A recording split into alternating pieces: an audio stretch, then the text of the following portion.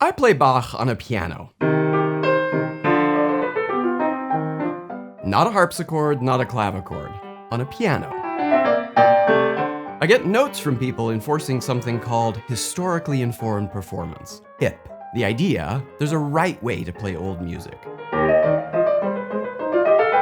I didn't use pedal, so that's a compliment. Andras Schiff, one of the greatest Bach pianists alive, would apparently approve. The commenter cited Schiff as an authenticity authority. HIP purists would disqualify him on the instrument alone. Welcome to the world of the HIPster.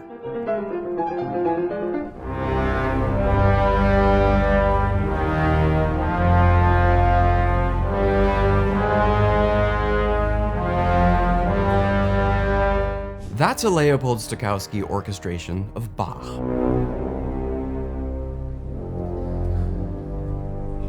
Extreme, but it reflects the broader attitude. Mid-20th century, Baroque music was performed with romantic assumptions. Big orchestras, heavy vibrato, scores full of editorial additions. Starting in the 1930s, urtext editions from Peters and later Henle went back to the original manuscripts. No editorial dynamics, no added phrasing. But the sound itself, that stayed romantic. In the 1950s and 60s, a reaction was brewing.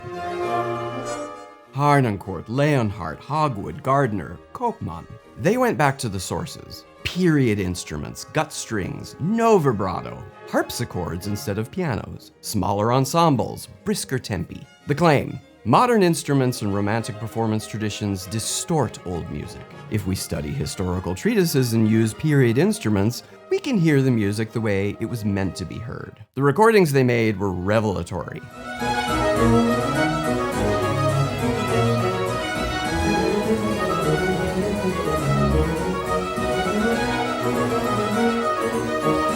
Lighter, faster, more direct, the music could breathe again. And over the half-century since, a visual aesthetic emerged that further distanced HIP from core classical. Standing string players, conductors, optional. A certain crunchiness, the HIP brand identity.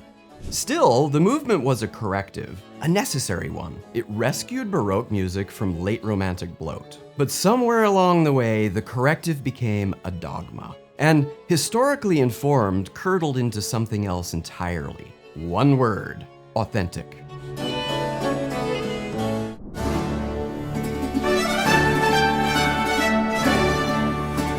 HIP stands for historically informed performance, not historically authentic performance. But in practice, informed became a synonym for authentic. And authentic means this is the truth.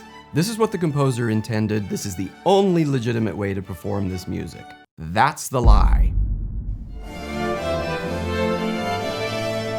You can be informed, you can study the treatises, you can research the instruments, but you still don't know what it sounded like.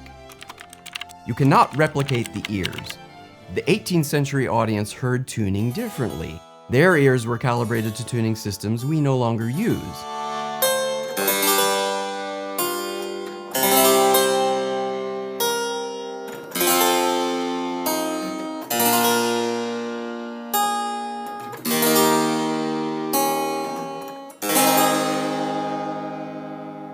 Ours have been trained on equal temperament since birth.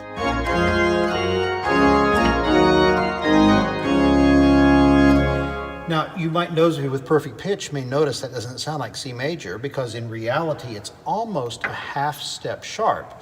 The instrument in Germany after which this is designed was tuned not at 440 cycles per second, but at a higher pitch. You cannot replicate what the music meant.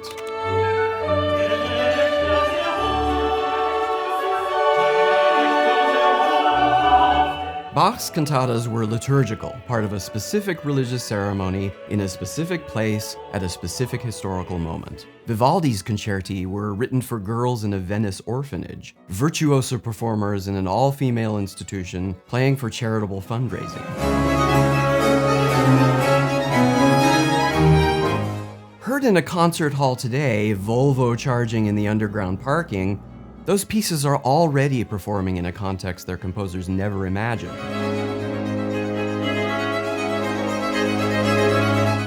The historical record doesn't speak with one voice. Quantz has opinions about ornamentation. CPE Bach has different opinions. They're writing about different courts, different decades, different repertoire, often contradicting each other directly.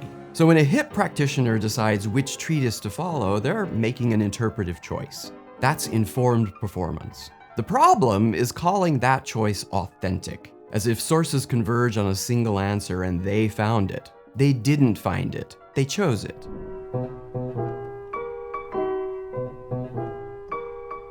So why did informed become authentic? Because at some point, the philosophical project became a tribal one. Being informed stopped being a descriptive claim, it became a competitive identity claim. The implicit message of hipster gatekeeping is, modern performance practice is corrupt, and we are the guardians of the true faith. Here's what that looks like. I prefer to play Bach on clavichord, synthesized, with authentic pitch and temperament. Scarlatti, Bach, perform on a well-regulated harpsichord. Recommended harpsichord makers: Detmar Hungerberg, Matthias Grievisch, Émile Jobin, Jean-François Brun. Haydn, Mozart, perform on a well-regulated early forte piano with knee levers. Unless you are going to sanction the use of electric guitars, didgeridoos, or any other instrument that the music was not written for, the only thing that makes sense is to use period instruments. A synthesized clavichord with authentic temperament. A list of approved instrument makers organized by composer. The slippery slope to didgeridoos.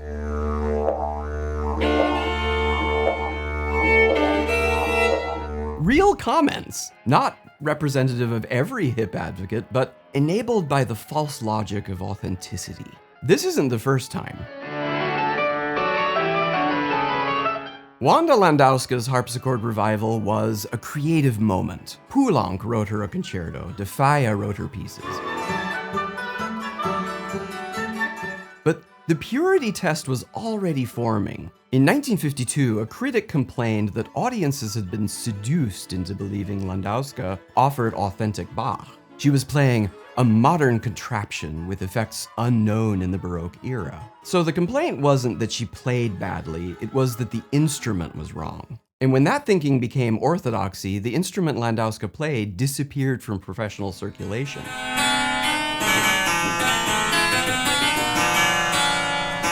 In 2025, the Frankfurt Radio Symphony performed Poulenc's Concert Champêtre on a period harpsichord with a microphone. To perform the music, they had to commit one of the gravest sins in classical music: electronic amplification. That's the institutional cost, but there's a human cost too.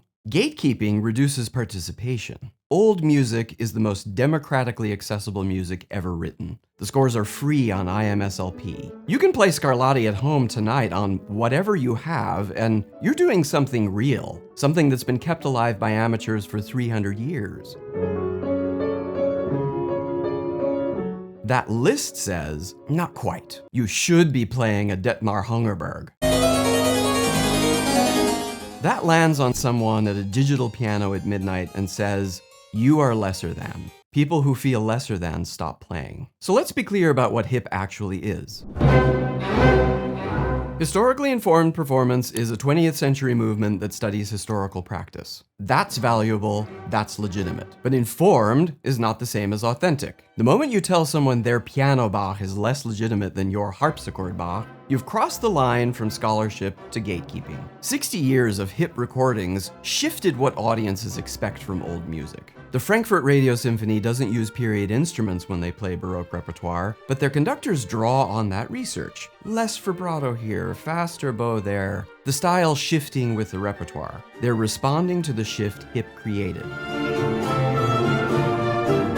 The ideas won. The ideology didn't have to come with them. Play Bach on whatever you have, a clavichord, a piano, a Casio keyboard, whatever's in the room. But don't call one version authentic. Informed isn't authentic. That's it. Subscribe, damn it. See you in the next one.